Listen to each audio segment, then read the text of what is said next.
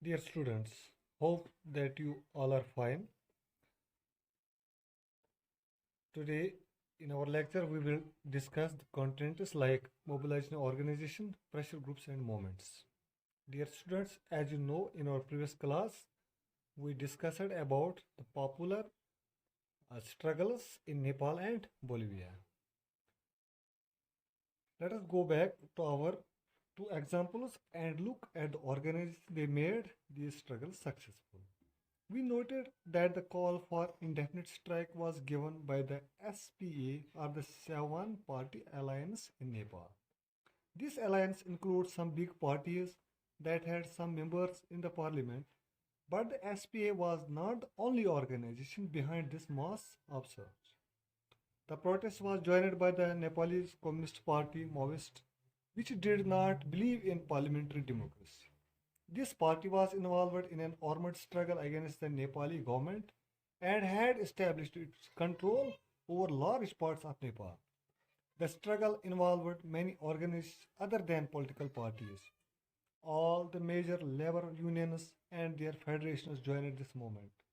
Many other organizations, like the Organization of the Indigenous People, teachers, lawyers, and human rights groups, extended support to the movement. The protest against water privatization in Bolivia was not led by any political party. It was led by an organization called FEDICOR.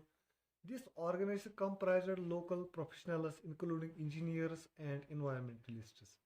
They were supported by a federation of farmers who relied on irrigation, the Confederation of Factory Workers, unions, middle class students from the University of, and the city's growing population of homeless street children.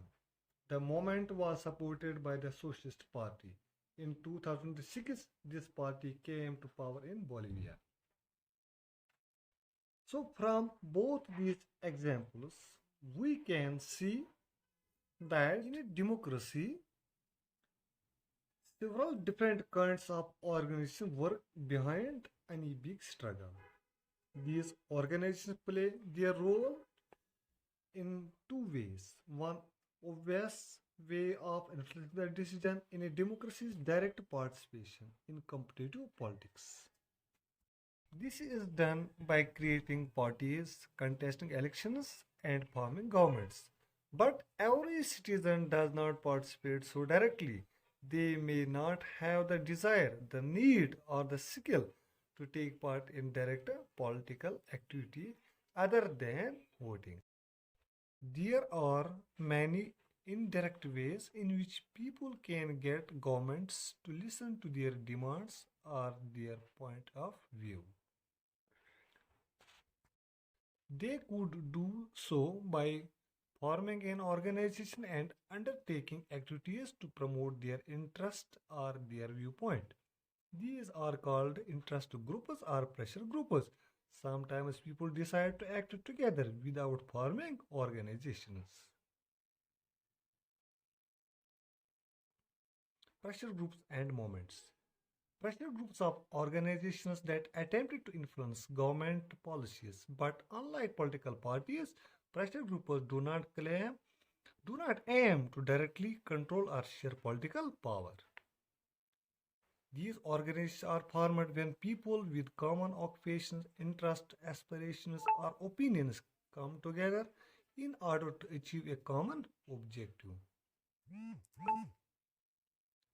In the course of the discussion above, we came across entities that are not quite an organization. The struggle in Nepal was called a movement for democracy.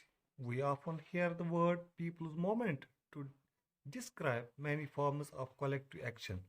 Narmada Bachao Andolan, movement for right to information, anti-liquor movement, women's movement, environmental movement, etc. Like an interest group, a movement also attempted to influence political rather than directly take part in electoral competition. But unlike the interest groups, movements have a loose organization. Their decision making is more informal and flexible.